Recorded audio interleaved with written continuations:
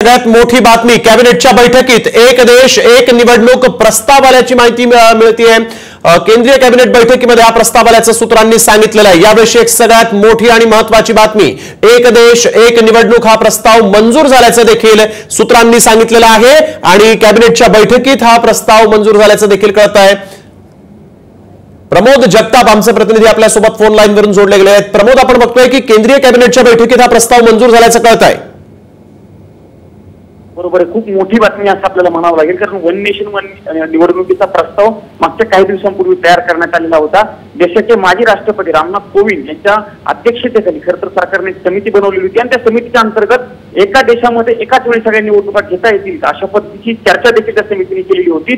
त्यांचा जवळपास 800 पानापेक्षा जास्तचा अहवाल त्यांनी सरकारकडे सादर केलेला होता आणि तो अहवाल जो आहे तो आजच्या कॅबिनेट बैठकीत मांडला गेल्याची माहिती विश्वसनीय सूत्रांनी दिलेली आहे। ही जी माहिती मिळालेली आहे त्या माहितीनुसार हा प्रस्ताव जो आहे तो केंद्रीय कॅबिनेटने मान्य केलेला आहे। जर असं झालं तर देशामध्ये एकाच वेळी सगळ्या निवडणुका, विधानसभा आणि लोकसभेची निवडणुका एकत्र होणार आहेत। असं जर झालं तर ही नेमकं निवडणुकीची प्रोसेस कधीपासून लागू होते हे बघावं लागणार आहे, पण डिलिमिटेशन नंतरच हा प्रस्ताव जो आहे तो लागू होऊ शकतो। म्हणजे साधारणतः 2026 मध्ये डिलिमिटेशन आहे, त्यामुळे सगळ्या निवडणुका एकाच वेळी होतात की 2 टप्प्यात होतात हे देखील बघावं लागणार आहे। पण आज केंद्रीय कॅबिनेटने जर या प्रस्तावाला मान्यता दिलेली आहे, दुपारी 3 वाजता केंद्रीय कॅबिनेटची पत्रकार परिषद आहे, त्यामुळे पत्रकार परिषदेमध्ये नेमकं कशा पद्धतीने या सगळ्या प्रस्तावावरती आज बैठकीत चर्चा झाली याची माहिती सरकारच्या वतीने दिली जाईल। बिलकुल, त्यामुळे आता देशात एक देश एक निवडणूक हे धोरण लागू होऊ शकतं अशी शक्यता आहे, कारण एक मोठी माहिती आहे खरं तर ही। कारण आता जर कधी हा प्रस्ताव केंद्रीय कॅबिनेटच्या बैठकीत जर कधी मंजूर झाला असेल तर पुढे सरकारच्या वतीने काय काय करण्यात येऊ शकतं या संदर्भात काही माहिती असं बरोबर आहे। याची प्रोसेस आहे सगळी, म्हणजे डिलिमिटेशन नंतरच ही सगळी प्रोसेस लागू केली जाऊ शकते। आता जर आपण बघितलं तर लोकसभेच्या निवडणुका मागच्या 3 महिन्यापूर्वी झालेल्या आहेत।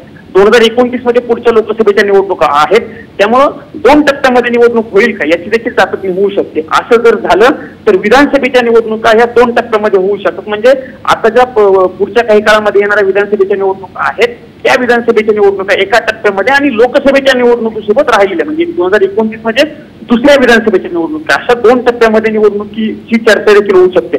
देश खूप मोठा आहे, त्यामुळे या सगळ्या निवडणुका एकाच टप्प्यामध्ये घेणं, एकत्र घेणं शक्य आहे का? आता जर आपण बघितलंच नाही तर विधानसभेच्या निवडणुका जरी असल्या तरी एका टप्प्यामध्ये निवडणुका घेणं खूप कठीण जातं, कारण देशाची परिस्थिती बघता ज्या ज्या ठिकाणी म्हणजे प्रामुख्यानं सुरक्षेचा प्रश्न जो आहे तो खूप महत्वाचा प्रश्न आहे। त्यामुळे कदाचित 2 टप्प्यामध्ये निवडणुका घेण्याच्या अनुषंगानं या प्रस्तावामध्ये मुद्दे मांडलेले असू शकतात। समितीमध्ये खूप तज्ञ लोक होते, त्या सगळ्या तज्ञ लोकांनी हा रिपोर्ट बनवलेला आहे आणि तो रिपोर्ट आजच्या बैठकीमध्ये मांडलेला आहे। 3 वाजताची वेळ खरं तर केंद्रीय कॅबिनेटच्या पत्रकार परिषदेची आहे, त्यामुळे आपल्या सगळ्यांचं लक्ष 3 वाजताच्या पत्रकार परिषदेकडे लागलेलं आहे आणि सरकार नेमकं काय या पत्रकार परिषदेत माहिती हे बघावं लागणार आहे। अगदी